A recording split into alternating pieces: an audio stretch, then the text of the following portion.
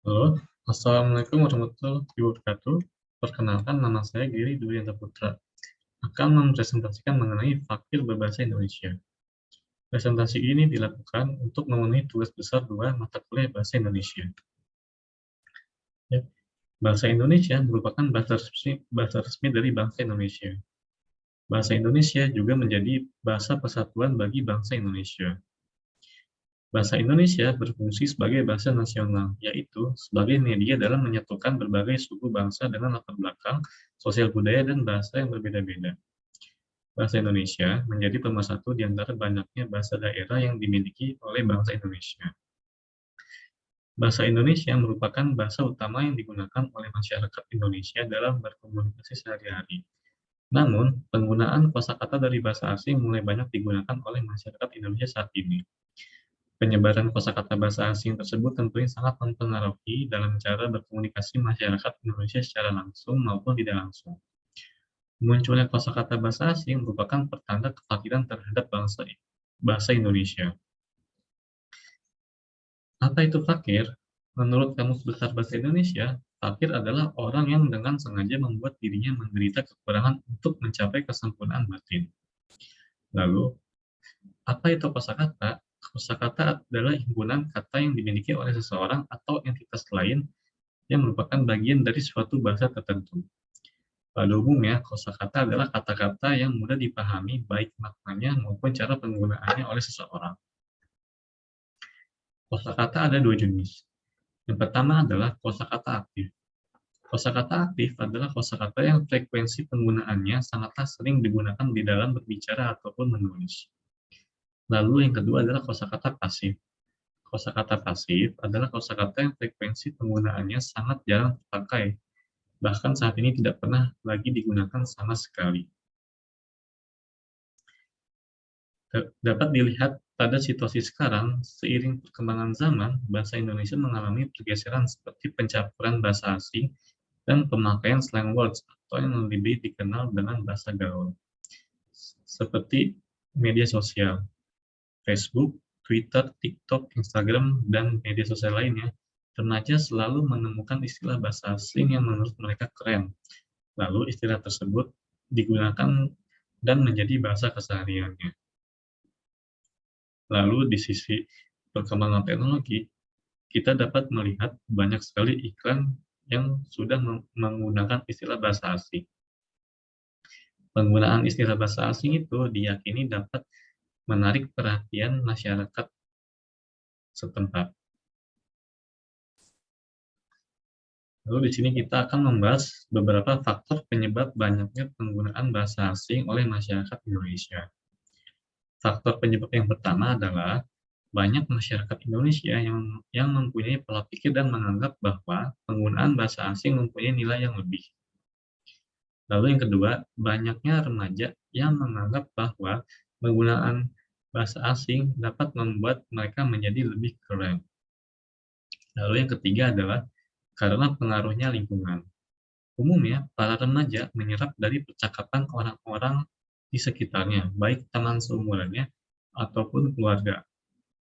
Lalu yang terakhir, yang sudah pasti adalah dampaknya dari perkembangan zaman saat ini, seperti kemajuan teknologi, perkembangan teknologi, dan juga munculnya media-media sosial lainnya.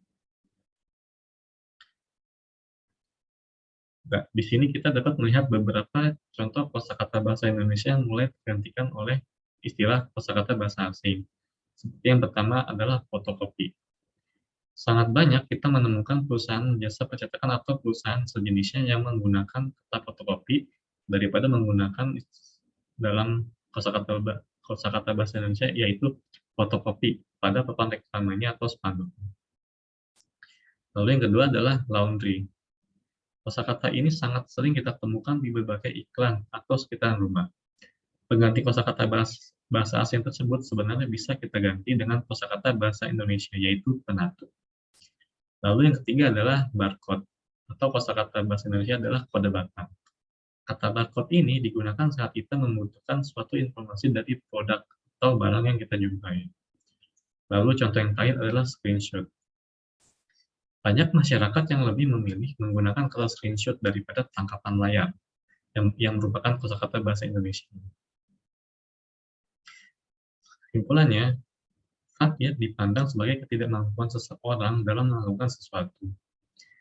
Ketidakmampuan itu menyebabkan seseorang tidak dapat memiliki hal apapun, seperti pekerjaan maupun hal lainnya. Lalu, kosakata adalah himpunan kata yang dimiliki oleh seseorang atau entitas lain yang merupakan bagian dari suatu bahasa tertentu. Dapat disimpulkan bahwa kosakata adalah kata-kata yang mudah dipahami baik maknanya maupun cara penggunaannya oleh seseorang. Pada saat ini, kosakata asing banyak digunakan oleh masyarakat Indonesia.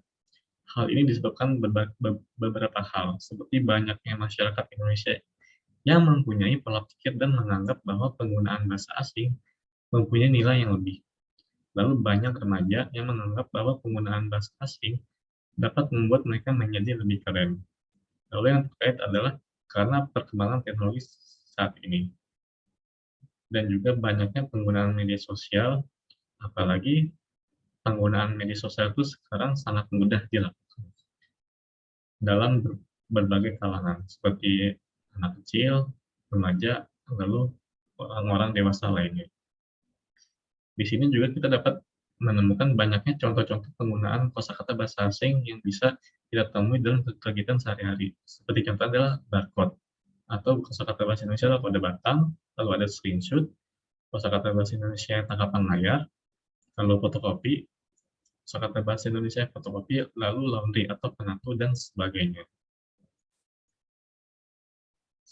Saran dari saya adalah penggunaan bahasa Indonesia oleh masyarakat Indonesia diharapkan dapat meningkat dan terus diterapkan dalam kehidupan sehari-harinya. Pengaruh bahasa asing memang tidak bisa dihindari.